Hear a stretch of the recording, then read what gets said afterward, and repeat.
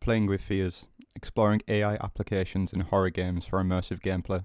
Imagine you're playing a horror game inside an abandoned police station after a zombie outbreak. The screams of the zombies echo throughout the building, and the destruction of the events is shown through the debris and viscera around the environment. You progress into the next room, and you see the first zombie. It shuffles towards you, slowly panicking. You pick up your pistol and place a bullet into its head. Yet it continues. You follow up with a quick second, third and fourth bullet, finally putting it down. The experience startled you. You check every corner to prepare for the next inevitable encounter. You finally encounter your next zombie. Adrenaline rushes through your body as you kill your next victim.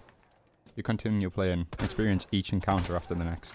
Finally, you reach midway through the game and a zombie approaches. You look at it and wonder, why doesn't this zombie bring the same feeling you had at the beginning of the game? You've become more acquainted with them, and they no longer pose the same threat to you as they did earlier in the game. Yet you long for that feeling to come back. The creature's effect has become nothing to you. This is where the importance of character AI comes into play. What is the difference between artificial intelligence and video game AI? Artificial intelligence is currently a buzzword around the world, with the introduction of ChatGPT and other forms of generative AI. However, the relationship between the two is quite distantly related.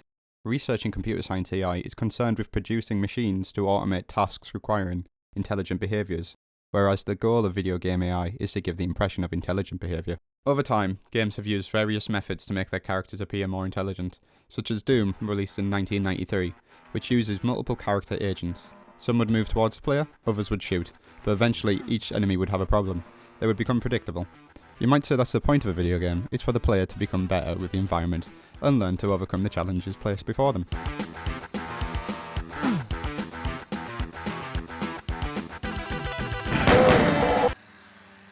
This is a widespread occurrence throughout many forms of media. For example, it is a common cliché in horror movies, specifically the slasher genre, to have a final girl, where the final character manages to escape their demon. In video games, it's common for the player to build up their arsenal and eventually defeat the overall threat, whether this is through knowledge or weaponry, yet it follows the same problem in slasher movies. It becomes predictable. We know we will escape, that's the point of a game. That is why I would like to create a video game where the monster is provided with more information than the player. Each encounter with the main threat will be as stressful as the first, relying on terror to rise from the presence of the enemies rather than through the presence of other typical horror tropes such as gore and jump scares. First, we need to understand what makes AI in video games terrifying. Through a collection of interviews and studies, I have found 3 common behaviours in video games that help induce fear and tension within the player. Multiple character agents. Games such as Valve's Left 4 Dead include multiple enemies that the player must face, ranging from an enemy that vomits onto the player and attracts the zombie's attentions, to a powerful enemy that the player must sneak around to avoid being killed. In Left 4 Dead, Valve announces the presence of these creatures through sound cubes telling the player, be ready. When the player learns to associate which sound with which enemy, the stress reaches the player. Upon hearing the sound cue for a tank, a powerful enemy that will require a lot of damage to defeat, the player becomes distressed, knowing that the monster will show up at any second. However, the real tension comes in once the player hears subsequential sound cues. The player knows that multiple special enemies are on their way, causing them to scramble a plan together in order to survive the chaos. The witch, for example, has a very loud and audible sound cue, which the player can hear her cry from quite a distance away. This is one great example of combining sound with the fear of a specific enemy due to their behaviour. Another trope I found is a stalker enemy. Games such as Capcom's Resident Evil and Creative Assembly's Alien Isolation incorporate something known as a stalker enemy. This describes a character constantly in play, always searching for the player. The primary example I will use is Mr. X from Resident Evil 2. Jesus Christ! Mr. X does not appear until midway through the game, once a player has progressed substantially. He begins acting as a slowdown mechanic rather than a main threat. He wanders around the police station looking for the player. Once he spots the player, he will relentlessly pursue the player until he has lost them. The presence of this tyrant brings the most stress to the players. Having him in the room makes whatever puzzle they are trying to complete much harder. On top of that, he can also locate the player via sound with specific actions such as closing doors and shooting, alert him to the player's location. The fear comes from the idea that you're being stalked through the game, that at any point the monster may come around the corner and stop you. AI Director. An AI Director is an unseen player, used primarily by horde games such as the previously mentioned Left 4 Dead. This dynamic system overlooks a player's progression and behaviour, artificially altering the game's difficulty to reward or punish the players accordingly. In Left 4 Dead, this creates fear for the players who are performing well. By limiting health and ammo, or spawning special enemies and having control over the horde, the player has to play smartly, otherwise it may mean a game over.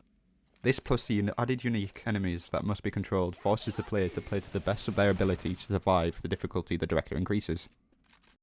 From these three methods, I found that it is more effective to have multiple enemies that behave in different ways.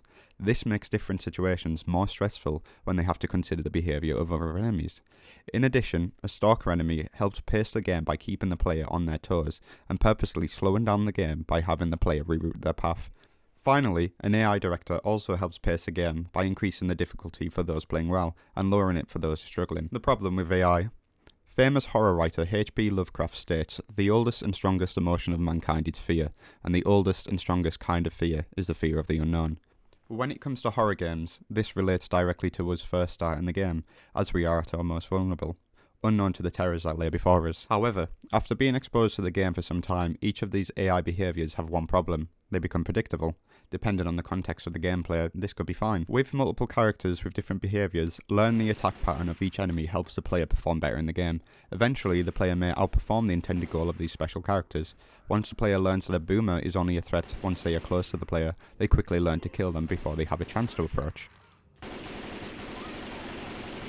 The AI director can be manipulated to provide better results once the player understands the system. They can then use this to their advantage. The director works on many triggers, such as if players are 100% HP, then spawn a tank special infected. Once the player learns triggers like this, they know to keep their health below a certain amount to avoid fighting a powerful enemy. In addition, the AI director relies on the player's position by spawning enemies out of sight but close to the player. Again, based on these conditions, more advanced players may be able to manipulate this system to avoid spawning large amounts of special infected. Finally, the main problem with stalker enemies is that they usually have two behaviours: patrol and chase. They will walk around until they spot the player. Once the player is spotted, they will pursue until the line of sight is broken and the player is a substantial distance away. Mr. X can easily be avoided, as the player can hear his footsteps and a specific theme when he is close enough, so outside of scripted encounters he could easily remain unseen. In addition, the game's mechanics greatly limited Mr. X's threat. The story behind Mr. X is that he is a tyrant sent by Umbrella Corp, the villains of the Resident Evil series, to retrieve the G-Virus and eliminate all that stand in his path. Yet his behaviour does not reciprocate this. His damage is incredibly weak, taking on average 3 hits to kill the player. If the player attempts to run past him, he will throw the player back, emphasising him as a slowdown mechanic. There are also certain unsafe rooms that Mr. X cannot enter, which also decreases the effect of this so-called unstoppable enemy. So what should we do? This tells us that we should make our character's behaviour match the continuity of the story. Having a character that's supposed to be unstoppable from a story perspective, we should also make them unstoppable from a gameplay position. This allows us to match up the fear from the story to the fear from the gameplay, making the players feel like they are in danger. We should also attempt to give some unpredictability for the characters, further playing into the fear of the unknown. The plan. I intend to use these 3 methods to create a horror game that uses AI as the only way to create fear and tension for players and investigate the results from participants during their playtime. My game will incorporate agents with unique behaviours, a stalker enemy, and an AI director to reward or punish players based on their progress. One exciting mechanic I found while studying Mr. X is that his running speed equals the player's running speed, which forces the player to sprint. As Resident Evil 2 also incorporates multiple character agents, one specific enemy known as the Licker, a powerful enemy reliant on sound, benefits significantly from his actions. This causes an unfortunate domino effect. Mr. X spots the player and runs towards him, forcing the player to sprint, which alerts the Licker and now a more threatening enemy is in play. I could use this mechanic to give my stalker enemy more knowledge. I plan to use unique enemies that act differently to provide the stalker enemy with more knowledge. The theme around my game is about being watched, so each enemy will react differently once spotting the player. I have planned 5 enemies and 2 have successfully been implemented. Firstly is the Stalker. This enemy will search for the player using the traditional patrol and chase, but with a little more interaction with the player. When the Stalker spots the player, he will flip a coin, having a 50% chance to chase the player, or a 50% chance to stop and observe from a distance. He can also be enraged. After escaping 3 chases, he will gain additional movement speed to help him catch the player. The player must use hiding spots to escape him during this mode. The second enemy I have created is the Witness, a simple enemy that will shriek and run away once it spots the player. The shriek will alert the stalker to the player's position, causing the stalker to come and investigate. Next is the Shadow. This is a shadowy entity that may appear on balconies and windows watching the player from afar. While the player is in line of sight, he will send repeatable pings of the player's location to the stalker, also causing an investigation. This enemy must be stared at to be defeated.